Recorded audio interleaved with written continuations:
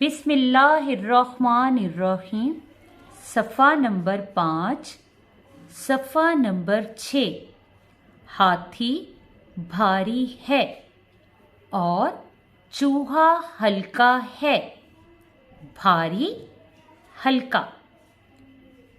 जी प्यारे बच्चों, हाथी भारी है और चूहा हल्का है।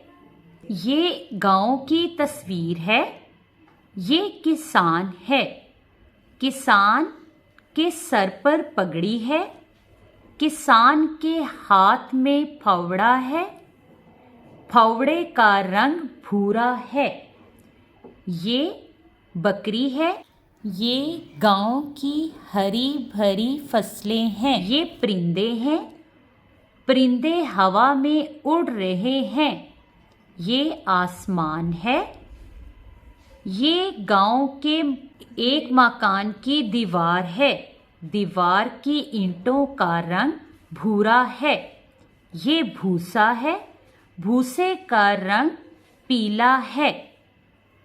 ये लकड़ी है। हाथी लकड़ी के ऊपर टांग रखकर खड़ा है। हाथी भारी है।